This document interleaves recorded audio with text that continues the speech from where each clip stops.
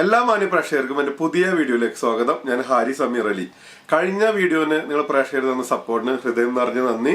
ഫിലിപ്പൈൻസിലെ mount പിനാറ്റുബോ അഗ്നിപർവ്വതം കാണാൻ പോയ കാഴ്ചയായിരുന്നു കഴിഞ്ഞ എപ്പിസോഡിൽ. അതിന് മുമ്പുള്ള എല്ലാ വീഡിയോസിനും നിങ്ങൾ നന്നായിട്ട് എല്ലാവരും പ്രേക്ഷകർ സപ്പോർട്ട് ചെയ്യുന്നുണ്ട് കേട്ടോ. അപ്പോൾ ഇതുവരെ നമ്മുടെ ചാനൽ സബ്സ്ക്രൈബ് ചെയ്യാത്തവർ തീർച്ചയായിട്ടും ചാനൽ സബ്സ്ക്രൈബ് ചെയ്യണം. അതുപോലെ തന്നെ ഫേസ്ബുക്കിലൊക്കെ ഉണ്ട്, ഹാരി സമീർ അലി എന്നുള്ള ചാനൽ സബ്സ്ക്രൈബ് ചെയ്യാൻ മറക്കരുത്. അപ്പോൾ നമ്മൾ കഴിഞ്ഞ എപ്പിസോഡിൽ നമ്മൾ പറഞ്ഞിരുന്നു രണ്ട് മോശം അനുഭവം എന്ന് വെച്ച് കഴിഞ്ഞാൽ ഓരോ യാത്രകളിലും വ്യത്യസ്തമായിട്ടുള്ള അനുഭവങ്ങൾ ഉണ്ടാവും. അത് നല്ലതും ആവാം, മോശമാവാം.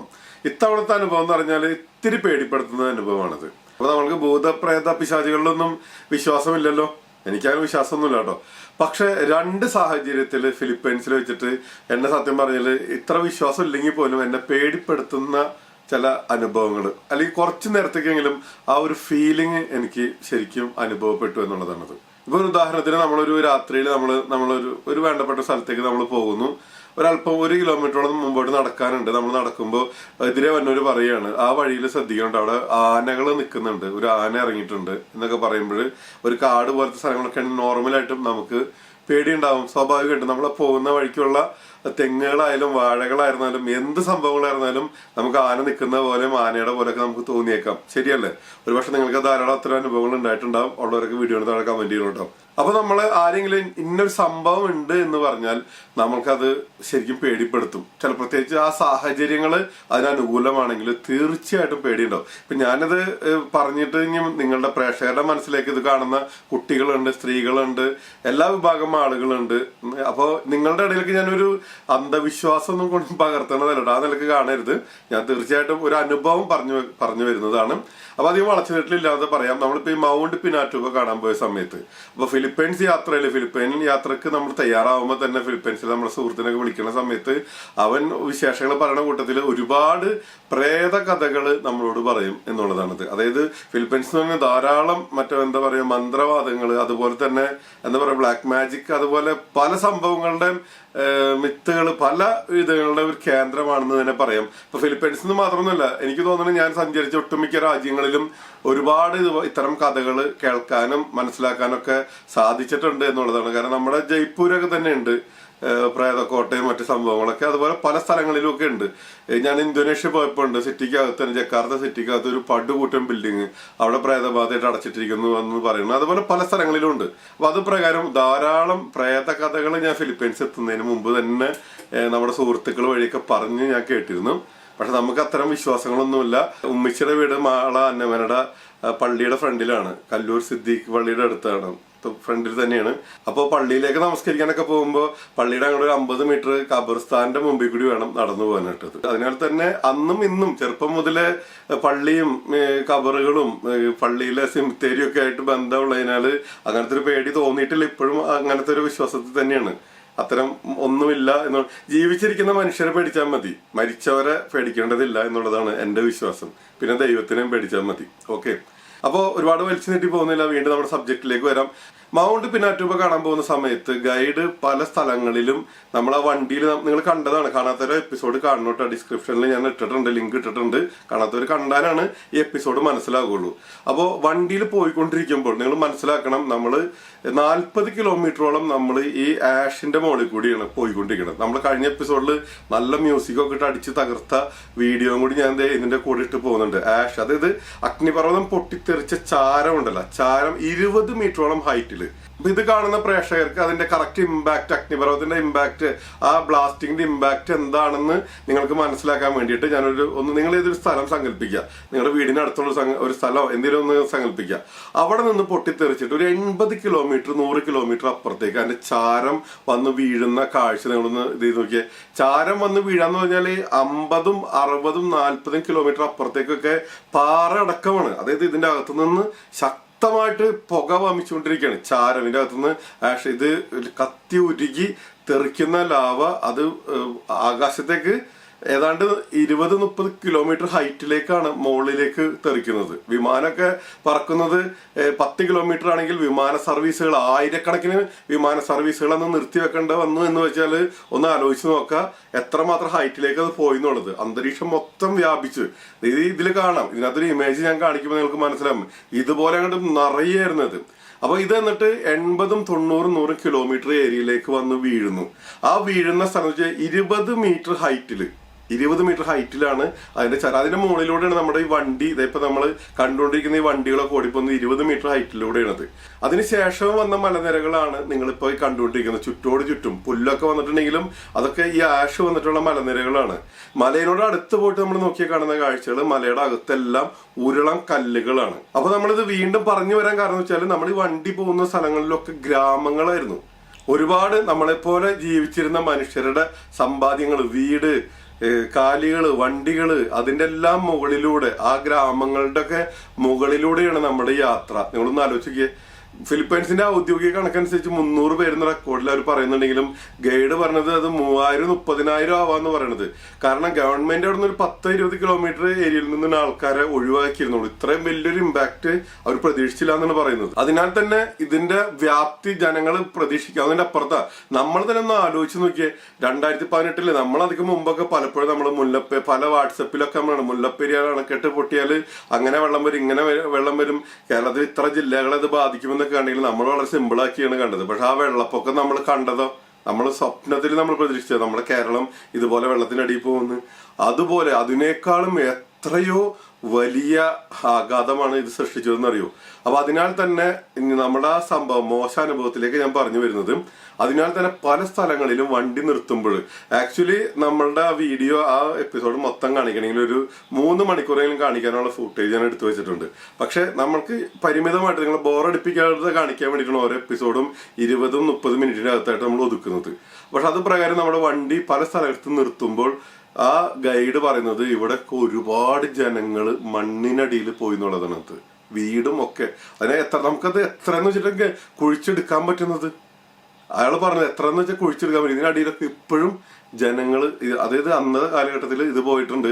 അതിന്റെ പേരിൽ തന്നെ പല സ്ഥലങ്ങളിലും രാത്രികളിലൊന്നും ആരും ഇങ്ങോട്ട് വരാറില്ല. അങ്ങനെ കുറെ പേടിപ്പെടുത്തുന്ന കുറെ ഇതുകളൊക്കെ. അപ്പൊ നമ്മളത് നെവർ മൈൻഡ് ആക്കി വിട്ട് ഒക്കെ കേട്ടിട്ട്. പക്ഷെ ആ സ്ഥലങ്ങളിലൊക്കെ നിൽക്കുമ്പോൾ നമ്മൾ അതിനെ കുറിച്ച് ചിന്തിക്കുമ്പോൾ സത്യം പറഞ്ഞാൽ വളരെ വിഷമം. എന്റെ ഇത്ര നാളത്തെ ജീവിതത്തിന്റെ ഇടയിൽ പല ഘട്ടങ്ങളിലും എന്റെ മനസ്സ് യാത്രയിൽ ഒരുപാട് വേദനിച്ചുകൊണ്ട് യാത്ര ചെയ്യാന്ന് പറഞ്ഞാൽ ആ യാത്രയിലാണ്. ആ വണ്ടിയിലൊക്കെ ഇരുന്ന് പോകുമ്പോഴൊക്കെ ഈ ഗൈഡ് പറഞ്ഞതിന് ശേഷം പല സ്ഥലങ്ങളിലും വല്ലാത്ത മാനസിക വിഷമമാണ്. എന്തുമാത്രം കുഞ്ഞു മക്കള്, സ്ത്രീകള്, പ്രായമായവരൊക്കെ ഇതിന്റെ അടിയിൽ എവിടേക്കെന്ന് വെച്ചിട്ട് ഓടി രക്ഷപ്പെടാൻ പറ്റുമോ? വല്ലാത്തൊരു വിഷമമായിരുന്നു. അപ്പോൾ നമ്മൾ വീണ്ടും നമ്മൾ കാര്യത്തിലേക്ക് കുറച്ചും കൂടി അടുക്കുന്നു. അത് പ്രകാരം നമ്മൾ വോൾക്കാനെ കാണാനായിട്ട് നമ്മൾ ഈ ആഷിന്റെ ഇതിൽ കൂടി നടന്നിട്ട് അഗ്നിപർവ്വതം എത്തുന്നതിനും 7 കിലോമീറ്റർ മുമ്പാണ് നമ്മൾ ഇറങ്ങി നടന്നു തുടങ്ങുന്നത്. അന്നാണ് നമ്മുടെ ഫിറ്റ്നസ് കുറവ്, അതായത് ശരീരത്തിന് ഇത്ര വണ്ണം, അമിത വണ്ണത്തിന്റെ പ്രശ്നം ഞാൻ തിരിച്ചറിയണത് അപ്പോഴാണത്. കാരണം എന്ന് വെച്ചാൽ അതുവരെ എന്റെ ജീവിതത്തിൽ എനിക്ക് എവിടെ എന്തോരം നടന്നാലും വേറെ എനിക്ക് പ്രശ്നങ്ങളില്ലാത്തതാണെങ്കിൽ ക്യാമറയും മറ്റു എക്യുപ്മെന്റ്സും എല്ലാം കൂടിയിട്ട് എന്റെ തോളത്തുള്ള ബാഗ് ഒരു 13-14 കിലോ ഉണ്ട്. ആ ബാഗും കൊണ്ടാണ് ഞാൻ നടക്കുന്നത്. ഒപ്പം കയ്യിൽ ക്യാമറ ഉണ്ട്. ഇത് രണ്ടുമായിട്ട് നടക്കുന്നു. നമുക്ക് ഷൂട്ട് ചെയ്യണം എല്ലാ കാര്യങ്ങളും.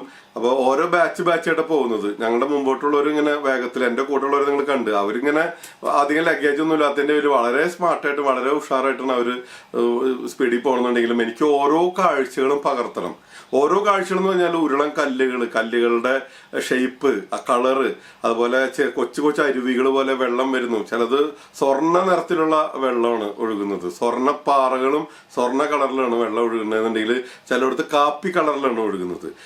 ചില വെള്ളത്തിന് തൊടുമ്പോൾ ശരിക്കും നല്ല ചൂടുണ്ട്. അതായത് കാപ്പി കളർ വെള്ളത്തിനൊക്കെ ശരിക്കും ചൂടുണ്ട്. കൈ ടച്ച് ചെയ്യുമ്പോൾ കൈ പൊള്ളുന്ന പോലെ തോന്നുകയാണെങ്കിൽ ആ സ്വർണ്ണ കളറിൽ ഒഴുകുന്നതിന് നല്ല തണുപ്പ് വെള്ളം, കൈ ശരിക്കും മരവിച്ച് പോകും. ഇതൊക്കെ നമ്മൾ അടുത്തടുത്തായിട്ട് കാണുകയാണത്. അപ്പൊ ഇതൊക്കെ ക്യാമറയിൽ പകർത്തി എടുക്കുമ്പോൾ എന്തുണ്ടാവണമെന്ന് വെച്ചാൽ നമ്മൾ നോർമലി സ്ലോ ആവും. എന്റെ കൂടെ ഉണ്ടായിരുന്നതെന്ന് വെച്ചാൽ ഒരു ഹസ്ബൻഡ് വൈഫും മറ്റൊരാളാണ്. ഒരാൾ ഇംഗ്ലണ്ടുകാരനും മറ്റേത് ഫ്രാൻസ് ആണെന്നാണ് എന്റെ വിശ്വാസം. അപ്പൊ അവരാണ് നടക്കുന്നത്. അവർ ഒരുമിച്ചാണ് നടക്കുന്നത്. ഓക്കെ, നമ്മളിങ്ങനെ വീഡിയോ എടുത്തിങ്ങനെ അനങ്ങി പിടിച്ച് നടക്കുന്നതിന്റെ പേരിൽ തന്നെ ഞാൻ ഭയങ്കരമായിട്ട് ഡിലേ ആയി വരുന്നത്. അപ്പൊ ഗൈഡ് ഇങ്ങനെ നിൽക്കുക, എനിക്ക് വേണ്ടി കാത്തുനിൽക്കുമ്പോൾ ഞാൻ പറഞ്ഞു നടന്നു, ഞാൻ വന്നോളാം എന്ന് പറയുമ്പോഴും ഇവൻ എന്നെ വിട്ടിട്ട് പോകുന്നില്ല. കുറെ ദൂരം അവരെ കൂടെ നടക്കും.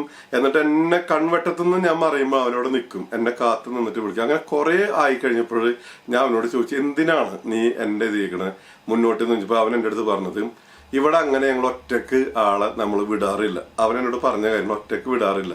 കാരണം ഇവിടെയൊക്കെ ഒരുപാട് അനിഷ്ട സംഭവങ്ങൾ നടന്നിരിക്കുന്നതിന്റെ പേരിൽ ഒറ്റപ്പെട്ടു പോകുന്നവരെ ചിലപ്പോൾ പലപ്പോഴും വീണ്ടും കാണൂല എന്നാണ് പറയുന്നത്. അതായത് ഒറ്റപ്പെട്ട് നിൽക്കുന്നവരെ പിന്നീട് ഞങ്ങൾക്ക് തിരിച്ച് കിട്ടാറില്ല.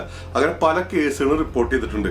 അതിനാൽ തന്നെയൊക്കെയാണ് ഇത്തരം സംഭവങ്ങളൊക്കെ ഉണ്ടാവുന്നതിന്റെ പേരിലൊക്കെ തന്നെയാണ് നിങ്ങളവിടെ പുറപ്പെടും മുമ്പ് എന്ത് അപകടങ്ങൾ എന്ത് ഒരുപാട് കണ്ടീഷൻസ് അവർ എഴുതിയിട്ടുണ്ട്. കാരണം ഉണ്ടായി കഴിഞ്ഞാൽ സ്വന്തം ഉത്തരവാദിത്വമാണെന്നുള്ളത്. കാരണം മാൻ മിസ്സിങ് തുടങ്ങിയിട്ട് എല്ലാവരും കാരണം എന്ന് വെച്ചാൽ ഇവിടെ എന്തും സംഭവിക്കാം എന്നാണ് അയാൾ പറയണത്. അപ്പൊ നമ്മളെ മുമ്പ് പ്രേതകഥകളൊക്കെ കേട്ടതിന്റെ പേരിലും പിന്നെ ഇദ്ദേഹം ഇത് പറഞ്ഞോടുകൂടിയിട്ട് എനിക്ക് ചെറിയൊരു പേടി ഉള്ളിൽ അപ്പൊ കയറി തുടങ്ങി. മറ്റൊന്നല്ല, മുന്നോട്ട് പോകുന്നതോറും ഭയങ്കര വിജനമായിട്ടുള്ള സ്ഥലങ്ങളാണ്. മുന്നോട്ട് പോകുന്നതോറും നമ്മൾ അഗ്നിപർവ്വതത്തിന്റെ ഇതല്ല, ഈ ഉരുളം കല്ലുകൾ, നേരെ ഒരു നടപ്പാത എന്ന് പറയാനായിട്ട് ഒന്നുമില്ല. ഉരുണ്ട കല്ലുകൾ, ചില വലിയ കല്ലുകൾക്ക് ഒട്ടും വെയിറ്റ് ഇല്ലാന്നുണ്ടെങ്കിൽ ചെറിയ കല്ലുകൾക്ക് ഭയങ്കര വെയിറ്റ്, ചിലതൊക്കെ സ്പോഞ്ച് പോലെ തെർമോക്കോൾ പോലെ ഇരിക്കുന്ന കല്ലുകൾ.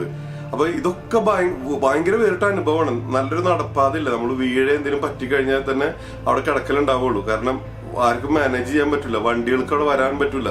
അപ്പൊ ഇതൊക്കെ കണ്ട് ജീവിതത്തിൽ ആദ്യമായിട്ടാണ് ഇത്തരം ഒരു കാഴ്ച. തന്നെയാണ് ചില സ്ഥലത്ത് നടക്കുമ്പോൾ നല്ല തണുപ്പ് ഫീൽ ചെയ്യും, ചില സ്ഥലത്ത് എത്തുമ്പോൾ 1-2 വളവുകളൊക്കെ മലയിടുക്കൾ കഴിയുമ്പോൾ ചില സ്ഥലത്ത് ഭയങ്കര ചൂട് ഫീൽ ചെയ്യും. പറയാൻ പറ്റില്ല. അതേസമയം തന്നെ വെള്ളത്തിന് തണുപ്പുണ്ട്, ചൂടുവെള്ളമുണ്ട്. ഇതൊക്കെ നമ്മൾ നടക്കുന്ന വഴിയിലാണ്. അപ്പൊ ഇവൻ ഇത് പറഞ്ഞതിന് ശേഷം ഞാൻ പിന്നെ എന്താ വെച്ചാൽ ഇച്ചിരി കൂടി സ്പീഡ് കൂട്ടി തുടങ്ങി. വിഷ്വൽസ് കുറച്ചെടുക്കും, വേഗം നടന്നു തുടങ്ങി. പക്ഷെ മുന്നോട്ട് പോകും തോറും ഇതൊരു ശരിക്കും പറഞ്ഞാൽ പേടിപ്പെടുത്തുന്ന ഒരു സംഭവം തന്നെയാണെന്ന് ശരിക്കും ഫീൽ ചെയ്യും. കാരണം അഗ്നിപർവ്വതം അടുക്കും തോറും വലിയൊരു കാടാണത്. ഈ ഉരുളം കല്ലുകളും മറ്റു കാര്യങ്ങളൊക്കെ മാറിയിട്ട് ശരിക്കും പച്ചപ്പാണ്. വഴിയിൽ ശരിക്കും മരമൊക്കെ വീണ് കിടക്കുന്നുണ്ട്. നമ്മൾ മരം കയറി ഇറങ്ങണം, സൈഡിൽ കൂടി ചാടണം, ഇതാണ്. അപ്പൊ ഇവനിടക്കിട്ട് അവന് വീണ്ടും ഞാൻ സ്ലോ ആവുന്നുണ്ട് എന്തായാലും വീഡിയോ എടുത്ത് വരുമ്പോൾ. പക്ഷെ ഇവന് വീണ്ടും കാത്തു നിൽക്കും. പക്ഷെ ഇവൻ കാത്തു നിൽക്കുമ്പോഴൊക്കെ എനിക്ക് ആ പേടി കൂടി വരെയാണത്. കാരണം എന്തെങ്കിലും പ്രശ്നമുള്ളടത്താണ് നിൽക്കണത്. കാരണം വല്ലാത്തൊരു പേടി. പിന്നെ സ്ഥലത്ത് ഞാൻ നേരത്തെ പറഞ്ഞ പോലെ തന്നെ ഒരു ആന ഉണ്ടെന്ന് പറയുമ്പോൾ നമ്മൾ ആനേനെ പ്രതീക്ഷിക്കണ പോലെ അനിഷ്ട സംഭവം എന്ന് പറയുമ്പോൾ ഒരു ഇതാണ്. അപ്പൊ ഞാൻ ശ്രദ്ധിച്ചു തുടങ്ങി. ഇവരെന്റെ കൺവെട്ടത്തുനിന്ന് ഒരുപാട് മരണയിലും മുമ്പ് അല്ലെങ്കിൽ ഒന്ന് ഉറക്കെ വിളിച്ചാൽ കേൾക്കാവുന്ന ദൂരത്തേക്ക് ഞാൻ എന്റെ ദൂരം അഡ്ജസ്റ്റ് ചെയ്ത് നടന്നു തുടങ്ങിയത്. അപ്പൊ അതൊരു വല്ലാത്തൊരു ഫീലാണത്. പിന്നെ ഒപ്പം നല്ല രീതിയിൽ കിതപ്പുണ്ട്. നമ്മുടെ ഫിറ്റ്നസ് കുറവിനോടൊപ്പം തന്നെ, കാരണം എത്ര ഫിറ്റ് എന്ന് പറഞ്ഞൊന്നും കാര്യമില്ല, ശരിക്കും ടയർഡാവും. അതുപോലെ നമ്മൾ നടന്ന് അങ്ങോട്ട് എത്തണം. 7 കിലോമീറ്റർ ഉരുളം കല്ലുകളും തോടുകളും ഇതെല്ലാം ചാടിയും അറിഞ്ഞു വേണം നമ്മൾ അങ്ങോട്ട് എത്താൻ വേണ്ടിയിട്ട്. ടോയ്ലറ്റ് സൗകര്യങ്ങളൊന്നുമില്ല, എല്ലാം വല്ല പാറയുടെ ഇടുക്കിൽ അവിടെയൊക്കെയാണ് കാര്യങ്ങൾ സാധിക്കാൻ പറ്റുള്ളൂ. അങ്ങനെ നടന്ന് നമ്മൾ തീരെ ആവശ്യമായിട്ടായിരിക്കും ആ വോൾക്കാനോന്റെ മോള് വശത്തേക്ക് എത്തുന്നത്. ആ മോള് വശം എത്തുന്നതിന് മുമ്പ് സ്റ്റെപ്പുകൾ ചവിട്ടി കയറണം. അതിനുശേഷമാണ് നമ്മൾ ഈ വോൾക്കാനോ കാണുന്നത്. വോൾക്കാനോ കാണാന്ന് പറഞ്ഞാൽ നമ്മൾ ദൂരെ നിന്നായിരിക്കും കാണുന്നത്. ഇത്രയും ടയർഡാണ്. ഇപ്പോൾ വീണ്ടും നമ്മൾ താഴേക്ക് സ്റ്റെപ്പ് ഇറങ്ങി ചെന്നാലാണ് ഈ വോൾക്കാനോ ആ പൊട്ടിയ മെയിൻ വലിയ ഭംഗിയുള്ളൊരു തടാകം. ആ തടാകത്തിലെ വെള്ളത്തിൽ ഒരു സൈഡ് നല്ല തണുപ്പാണെങ്കിൽ മറ്റേ സൈഡ് നല്ല ചൂടാണ്. അവിടെയും ഇവൻ പറഞ്ഞു, ഇവിടെയും അപ്പൊ ഞങ്ങൾ ചോദിച്ചുകൊണ്ട് ബോട്ട് കാര്യങ്ങളൊക്കെ പോകുമ്പോൾ ബോട്ട് സൗകര്യങ്ങളും പലതും ഉണ്ടായിരുന്നു. പക്ഷെ പല ബോട്ടുകളും ഇവിടെ തകർന്നിട്ടുണ്ട്, പല അനിഷ്ട സംഭവങ്ങളും അവിടെ ഉണ്ടായിട്ടുണ്ട്. അപ്പൊ എപ്പോഴും സത്യം പറഞ്ഞാൽ നമുക്കൊരു ഹൊറർ ഫിലിം കാണുന്ന ഒരു ഫീല്. പക്ഷെ നല്ല അതിരാവിലെ പുലർച്ചയായിട്ടുള്ള യാത്രയും ഉച്ചയോടുകൂടി ഞങ്ങൾ തിരിച്ചു മടങ്ങാനായതിനാലാണ് വലിയ പേടി. നേരെ ഒരു അല്പം സന്ധ്യ ഭയങ്കര സമയമൊക്കെ നമുക്ക് ഒരു എത്തും പിടുത്തം കിട്ടൂല. സത്യം പറഞ്ഞാൽ ജീവിതത്തിൽ നമ്മൾ നടക്കുന്തോറും ഓരോരോ മലനിരകൾ കയറി ഇറങ്ങി അപ്പുറത്തുനിന്ന് ഇപ്പുറത്തുനിന്നൊക്കെ നമ്മൾ നടക്കുമ്പോൾ ഒരു പരിധിയില്ലാത്ത വഴിയാ. പ്രോപ്പറായിട്ട് ആ ഗൈഡ് കൂടെ ഇല്ലെങ്കിൽ നമുക്ക് ഒരിക്കലും എവിടേക്കാണെന്ന് പോലും എത്താൻ പറ്റില്ല. കാരണം ഒരു വഴിച്ചാലെന്ന് പറയാനൊന്നുമില്ല.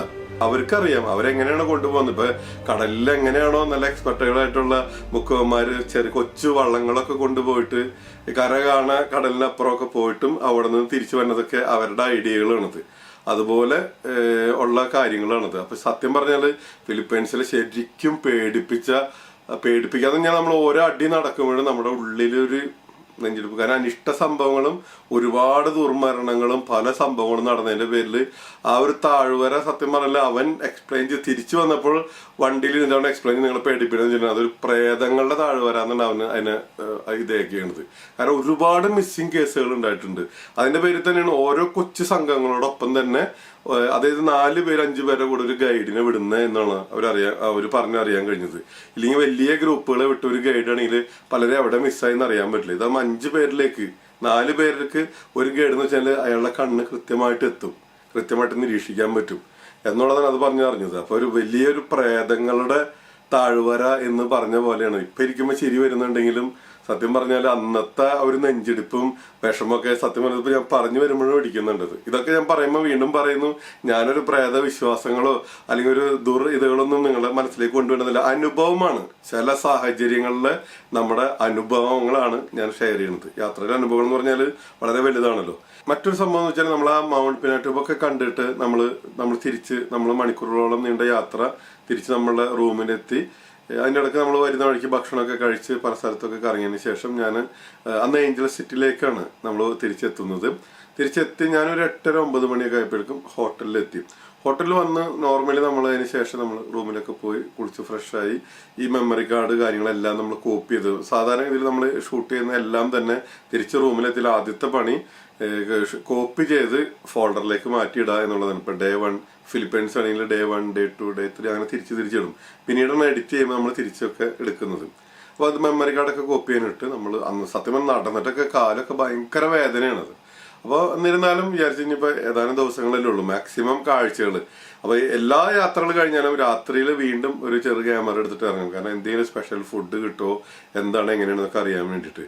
അപ്പോൾ അത് പ്രകാരം ഞാൻ ഒന്ന് പുറത്തേക്ക് മറ്റെന്തെങ്കിലും ഫുഡ് എന്തെങ്കിലുമൊക്കെ കിട്ടുമോ, അതുപോലെ ഫിലിപ്പൈൻ നൈറ്റ് ലൈഫൊക്കെ എങ്ങനെയാണ് എന്താണെന്നൊക്കെ അറിയാൻ വേണ്ടിയിട്ട് നമ്മളൊന്ന് പുറത്തേക്ക് ഇറങ്ങി നടക്കാൻ നമ്മൾ പോയി. അപ്പോൾ എനിക്ക് തോന്നുന്നു ഒരു 10 മണി 10:30 ആയപ്പോഴാണ് ഞാൻ ഇറങ്ങി പോയത്. അതിനകത്ത് ഹോട്ടലിൽ നിന്ന് ഇറങ്ങി നോർമലി പോയി. അതിനുശേഷം മറ്റൊരു ദുരനുഭവം കേട്ടോ പറയുന്നത്. അതിനുശേഷം ഞാൻ തിരിച്ച് ഒരു 11:30-12 മണി സമയത്ത് തിരിച്ച് നമ്മുടെ ഹോട്ടലിലേക്ക് വരികയാണത്. അപ്പൊ അന്നത്തെ യാത്രയിൽ ഈ തിരിച്ചു വരുന്ന സമയത്തും ഈ വോൾക്കാനോ കണ്ടുവരുന്ന സമയത്തും അന്ന് വണ്ടിയിൽ മൊത്തം ഈ പ്രേതകഥ മാത്രമാണ് വർത്താനം. കംപ്ലീറ്റ് ഇത്തരം ഗൈഡ് അത് പറഞ്ഞു, ഗൈഡ് ഇത് പറഞ്ഞു, ആ വിശേഷങ്ങള്. അപ്പൊ നമ്മുടെ സുഹൃത്ത് ബോബി പല വിശേഷങ്ങളും പറയുന്നുണ്ട്. ഇവിടെ പല ബിൽഡിങ്ങുകളിലും പല പ്രേതബാധയുണ്ട്, പല ദുർമരണങ്ങൾ സംഭവിച്ചിട്ടുണ്ട്, അതുകൊണ്ട് ഇതിന് മൊത്തം ഫുള്ള് നെഗറ്റീവുമായാണ് കേട്ടോ. അങ്ങനെ അതൊക്കെ പോട്ടെ. അങ്ങനെ നമ്മൾ തിരിച്ചെത്തി ഞാൻ രാത്രിയില് തിരിച്ച് ഹോട്ടലിലേക്ക് വരുന്ന സമയത്ത് സെക്യൂരിറ്റി അവിടെ നിൽക്കുന്നുണ്ട്. സെക്യൂരിറ്റി അപ്പം ഞാൻ അങ്ങോട്ട് പോയപ്പോൾ ഈ സെക്യൂരിറ്റിനെ ഞാൻ കണ്ടിട്ടില്ല. ഇദ്ദേഹം അവിടെ ഉണ്ടായിരുന്നു, അതോ വേറെ എന്തെങ്കിലും കാര്യത്തിന് മാറിയതാണെന്ന് എനിക്ക് അറിയില്ല. ഞാൻ പോയി തിരിച്ചു വരുന്ന സമയത്ത് ഇദ്ദേഹം അവിടെ നിൽക്കുന്നുണ്ട്. അപ്പോൾ ഞാനും ജീവിതത്തിൽ ആദ്യമായിട്ടാണ് അയാളെ കാണുന്നത്. അപ്പോൾ ഞാൻ വരുന്ന സമയത്ത് അദ്ദേഹം എന്നോട് ജസ്റ്റ് ഞാൻ ഒന്ന് വിഷ് ചെയ്ത്. അപ്പോൾ ഞാൻ രാത്രി ആയാലും സെക്യൂരിറ്റി അടുത്ത് എന്തെങ്കിലുമൊക്കെ സംസാരിച്ചിട്ടാണ് സാധാരണ റൂമിലേക്ക് പോകുള്ളൂ നോർമലി. നെക്സ്റ്റ് ഡേയിൽ എന്താണോ ഉള്ളത്, അല്ലെങ്കിൽ നിയർ ബൈ എന്താണ് ഷോപ്പിംഗ് എവിടെ, അങ്ങനെ എന്തെങ്കിലുമൊക്കെ ചോദിക്കും. അപ്പൊ ഞാൻ ഇവന്റെ അടുത്ത് വിഷ് ചെയ്ത് കഴിഞ്ഞപ്പോ ഇവൻ എൻ്റെ അടുത്ത് ജീവിതത്തിൽ ആദ്യമായിട്ട് കാണുന്ന സെക്യൂരിറ്റിക്കാരനെ നൽകണം. ഇവൻ എൻ്റെ അടുത്ത് ചോദിച്ചൊരു ചോദ്യം എന്ന് വെച്ചാല്, സാറല്ലേ കുറച്ച് മുമ്പ് അകത്തേക്ക് പോയെന്ന്. നിങ്ങളൊന്ന് ആലോചിക്കണം കേട്ടോ. സാറല്ലേ കുറച്ച് മുമ്പ് അകത്തേക്ക് പോയെന്ന്. ഒരു അന്യനാട്, ഞാനും ഇവനും യാതൊരു തരത്തിലും പരിചയമില്ല. ഹോട്ടലിലെ സെക്യൂരിറ്റിക്കാരൻ വരുന്ന ഗസ്റ്റുകളുടെ പ്രൊട്ടക്ഷന് വേണ്ടിയിട്ട്. അപ്പൊ ഇവന് ഡോർ തുറന്നു തരുമ്പോൾ എന്നോട് ചോദിക്കുന്നത് സാറല്ല അകത്ത്. അപ്പൊ ഞാൻ ചോദിച്ചു, ഞാൻ പോയിട്ട് കുറെ നേരമായല്ലോ. അപ്പൊ എൻ്റെ അടുത്ത് സാറ് വന്നിട്ട് രണ്ടാമത് പോയതാണെന്ന് വെച്ചു. ഞാൻ പറഞ്ഞല്ല, ഇതേ ഡ്രസ്സിൽ തന്നെ സാറ് പോയല്ലോ കുറച്ച് മുമ്പ് അകത്തേക്ക് എന്ന് വെച്ച്. അപ്പൊ എൻ്റെ കയ്യിൽ ഇതില് വെള്ളമുണ്ട്, കുടിക്കാനുള്ള വെള്ളമൊക്കെ ഞാൻ മേടിച്ച് കിറ്റില് പിടിച്ചിട്ടുണ്ട്. അപ്പൊ ഇദ്ദേഹം പറയാണ്, ഞാൻ ചോദിച്ചു ഞാൻ തന്നെയാണോ എന്ന് ചോദിച്ചു. അപ്പൊ ഇവൻ പറഞ്ഞത് സാർ തന്നെയാണ് കുറച്ച് മുമ്പ് വിഷ് ചെയ്തിട്ട് അകത്ത് കയറി പോയല്ലോ എന്ന്.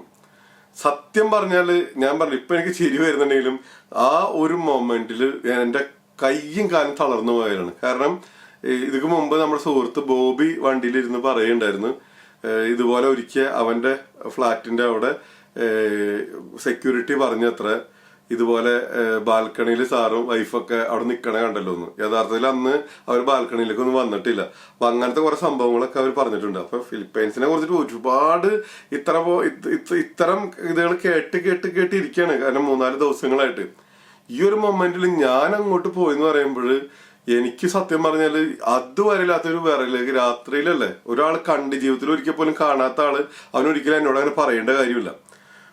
വല്ലാത്തൊരു മാനസികാവസ്ഥയായിപ്പോയി. എനിക്കാണെങ്കിൽ മുന്നോട്ട് ഒരു അടി പോലും വെച്ചിട്ട് എനിക്ക് കാല് എന്താ ചെയ്യണ്ട, തിരിച്ചു പോണോ റൂമിൽ പോണോ ഒന്നും ഇതില്ല. റൂം കീ കയ്യിലുണ്ട്. പേടിച്ചാണ് ഞാൻ നടന്നത്. ലിഫ്റ്റിനൊക്കെ ഭയങ്കര പേടി. ലിഫ്റ്റൊക്കെ ഡോർ അടഞ്ഞപ്പോഴേക്ക് നമുക്കൊരു ഏകാന്തതേനെ നമുക്ക് തന്നെ വല്ലാത്തൊരു പേടി പോലെ. അത് പ്രകാരം ഞാൻ നടന്ന് ആ ഹോട്ടലിന്റെ ആ വരാന്തകളിലൂടെ നടക്കുമ്പോഴൊക്കെ നമുക്ക് വല്ലാത്ത പേടി എന്ന് പറഞ്ഞാല് ഞാൻ നേരത്തെ പറഞ്ഞു മിക്കുന്നത് മറ്റേ ആനയുണ്ട് ശ്രദ്ധിച്ച് പോടുന്ന രാത്രിയിൽ എന്ന് പറയുമ്പോൾ ഇരുട്ടുള്ള റോഡിലൂടെ നമ്മൾ നടക്കുമ്പോൾ കയ്യിൽ വെട്ടമില്ലെങ്കിൽ നമ്മൾ എല്ലാം ആനേനെ പോലെ ആന നിൽക്കണ പോലെയൊക്കെ നമുക്ക് തോന്നിപ്പോകുന്ന പോലെ വല്ലാത്തൊരു പേടി. കാരണം ഈ ഇത്രയും കേൾവികൾ അത് പ്രകാരം അതിൽ നടക്കുന്ന ഡോറ് തുറക്കുമ്പോൾ ഉണ്ടാവും നിങ്ങൾക്ക് തന്നെ ഊഹിക്കാം വല്ലാത്ത മാനസികാവസ്ഥ. ഡോറ് തുറന്ന് നോക്കി ഭയങ്കര പേടി ഫീൽ ചെയ്ത് അകത്ത് നോക്കി, ബെഡിന്റെ അടിയിൽ നോക്കി, ടോയ്ലറ്റിൽ നോക്കി, ഈ കർട്ടന്റെ ബാക്കിൽ എല്ലാം അവിടെ നോക്കി, ആരെയും കാണുന്നില്ല. എന്നെ ഭയങ്കരമായിട്ട് അലട്ടിക്കൊണ്ടിരുന്ന കാര്യം വെച്ചാൽ ഇവൻ സെക്യൂരിറ്റി എന്താണാവോ ഇങ്ങനെ പറഞ്ഞു എന്നുള്ളതുണ്ട്. പിന്നെ അത്രയും നേരം എൻ്റെ ഒരു സുഹൃത്തിന് ഫോൺ ചെയ്യാനും മനസ്സനുവദിക്കണില്ല. സത്യം പറഞ്ഞാല് അന്നത്തെ രാത്രി ഒരു വല്ലാത്തൊരു പേടി. ഉറങ്ങാൻ പറ്റില്ല. കിടന്നു കഴിഞ്ഞിട്ടും ബെഡിന്റെ ബ്ലാങ്കറ്റിന്റെ അകത്ത് ആരെങ്കിലും ഉണ്ടോ എന്നൊരു ഡൗട്ട്. കിടന്നിട്ട് വീണ്ടും നമ്മൾ എഴുന്നേറ്റ് ടോയ്ലറ്റിൽ പോയിട്ട് നോക്കുക. മിണ്ടാണ്ട് കുറച്ചു നേരം കിടന്നാലും അതിന്റെ അകത്ത് നിന്ന് ശബ്ദം കേൾക്കണ പോലെ, പുറത്ത് ശബ്ദം കേൾക്കണ പോലെ ഭയങ്കരമായിട്ട് നമ്മള് സത്യം പറഞ്ഞൊന്നും എപ്പോഴൊക്കെയോ ഉറങ്ങി എന്ന് വേണമെങ്കിൽ പറയാം.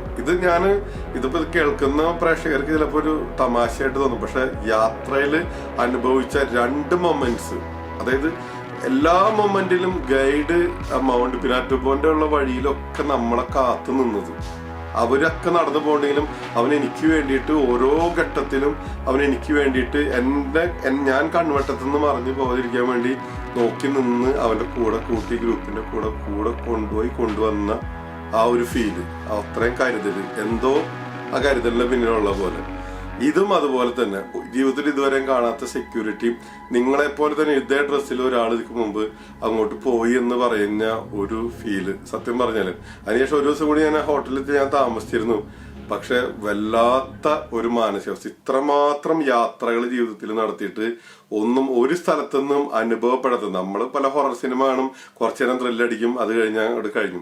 പക്ഷെ നമ്മുടെ വിടാണ്ട് സത്യം പറഞ്ഞ മൗണ്ട് പിനാറ്റോബോ കണ്ട് തിരിച്ച് ഞാൻ വണ്ടിയിൽ കയറി അവരുടെ ആ ഫിനിഷിംഗ് പോയിന്റിൽ എത്തുന്നത് വരെ നടന്നു വന്ന് അതിനുശേഷം 40 കിലോമീറ്റർ അവരുടെ ഈ മാതിരിയുള്ള തോടുകളും പുഴകളൊക്കെ താണ്ടി ഇറങ്ങി നമ്മൾ തിരിച്ചെത്തുന്നത് വരെ നമ്മുടെ ഉള്ളിൽ ആ ഒരു ഭീതിയും, ഒപ്പം തന്നെ ഈ ജനങ്ങളുടെ മുകളിലൂടെ ലക്ഷക്കണക്കിന് ആളുകളുടെ 10,000-കണക്കിന് ആളുകളുടെ സ്വപ്നങ്ങളുടെ മുകളിലൂടെയല്ലേ നമ്മൾ പോകുന്നത് എന്നുള്ളൊരു വിഷമം വല്ലാണ്ട് നമ്മളെ അലട്ടിയെന്നുള്ളതാണിത്. നമ്മൾ പലപ്പോഴും ചില സാഹചര്യങ്ങൾ, ഉദാഹരണത്തിന് നമ്മളൊരു മരണം വീട്ടിൽ ചെല്ലുമ്പോൾ നമ്മുടെ മാനസികാവസ്ഥ എന്തായിരിക്കും? കല്യാണം വീട്ടിൽ ചെല്ലുമ്പോൾ നമ്മൾ ആ സാഹചര്യം അനുസരിച്ച് നമ്മുടെ മൈൻഡ് മാറില്ലേ. ഒരു വലിയൊരു സെമിത്തേരിയിൽ, ഒരു ഖബർസ്ഥാന്റെ അവിടെ, അതിന്റെ മൃതദേഹം ദഹിപ്പിക്കുന്നതിന്റെ അവിടെയൊക്കെ ചെല്ലുമ്പോൾ നമ്മുടെ മൈൻഡ് മൊത്തത്തിൽ മാറുന്ന പോലെ വല്ലാത്തൊരു മാറ്റമാണത്. സത്യം പറഞ്ഞാൽ റിയൽ ആയിട്ട് ഞാൻ ആ മൊമെന്റിൽ ഫിലിപ്പൈൻ യാത്രയിൽ ഞാൻ അറിഞ്ഞ കാര്യങ്ങളാണത്. യാത്ര എന്ന് പറയുമ്പോൾ അതിന്റെ നല്ല അനുഭവങ്ങൾ മാത്രം പറഞ്ഞപ്പോഴല്ലേ, നല്ല അനുഭവങ്ങളും മോശ അനുഭവങ്ങളും സന്തോഷങ്ങളും അമ്മണികളൊക്കെ പറയണമല്ലോ. അപ്പൊ അതിന്റെ ഭാഗമായിട്ട് പറയുന്നതാണ്. ഇപ്പൊ ലോക്ക്ഡൌൺ പീരീഡ് ഇഷ്ടംപോലെ കാര്യങ്ങൾ, ഓർമ്മകൾ പൊടിതട്ടി എടുക്കാനുള്ള ധാരാളം അവസരങ്ങളാണ്. അപ്പൊ ആ ടൈമിൽ എനിക്ക് തോന്നി ഈ മൗണ്ട് പിനാറ്റോബോ കാണിച്ചപ്പോൾ തോന്നി ഇതും കൂടിയും എന്റെ പ്രേക്ഷകരായിട്ട് പങ്കുവെക്കണം എന്നുള്ളത്. അപ്പൊ ഇത്തരം കൺസെപ്റ്റില് നിങ്ങളുടെ പ്രേക്ഷകരുടെ അഭിപ്രായങ്ങളും നിർദ്ദേശങ്ങളും ഒക്കെ വീഡിയോന് താഴെ കമന്റ് ചെയ്യണം കേട്ടോ. തെറി മോശമായിട്ട് എഴുതുന്നവർക്കൊക്കെ ചാനലിൽ നിന്ന് നമ്മൾ അങ്ങനെ ഡിലീറ്റ് ചെയ്ത് കളയാറ് പതിവ്. തന്നെയല്ല ആ ഐഡിയിൽ നിന്ന് ചാനൽ വിസിറ്റ് ചെയ്യാൻ പറ്റാത്ത രീതിയിൽ നമ്മളത് ബ്ലോക്കും ചെയ്യാറുണ്ട്. ധാരാളം അനുഭവങ്ങളുണ്ട്. എത്ര നല്ല വീഡിയോസ് ഇട്ടാലും തെറി എഴുതുന്ന ഒരുപാട് വിഭാഗങ്ങളുണ്ട്. പക്ഷെ നമ്മളെ സംബന്ധിച്ചോളം പ്രേക്ഷകരുടെ സപ്പോർട്ട്, നല്ലത് പറയുന്ന ഒരാൾ തെറി പറയുന്നുണ്ടെങ്കിൽ 100 പേര് നല്ലത് പറയുന്ന അവസ്ഥയിലാണ് നമ്മുടെ ചാനൽ മുന്നോട്ട് പോകുന്നത്. ഞാൻ എന്നുള്ള വ്യക്തിക്കും നിങ്ങൾ തരുന്ന സ്നേഹത്തിന് ഹൃദയം നിറഞ്ഞ നന്ദി. അപ്പൊ ഈ അനുഭവങ്ങളെ പറ്റി നിങ്ങളുടെ അഭിപ്രായങ്ങളൊക്കെ കമന്റ് ചെയ്യാൻ മറക്കരുത്. അതുപോലെ ചാനൽ സബ്സ്ക്രൈബ് ചെയ്യാനും മറക്കരുത്. നല്ല അടിപൊളി ഇടിവെട്ട് കാഴ്ചകളുമായിട്ട് നമുക്ക് മറ്റൊരു വീഡിയോ കാണാം. അടുത്ത വീഡിയോയിൽ നമ്മുടെ ബക്കറ്റ് ചിക്കന്റെ റിസൾട്ടും മറ്റും കാര്യങ്ങളൊക്കെ ഉണ്ടായിരിക്കും. അപ്പൊ നമുക്ക് അടുത്ത വീഡിയോയിൽ കാണാം. അതുവരെ എല്ലാവർക്കും. ഈ എപ്പിസോഡ് നമ്മൾ ഷൂട്ട് ചെയ്യുന്നത് ഹൊറർ എഫക്ട്സിലാണ്. VFX horror.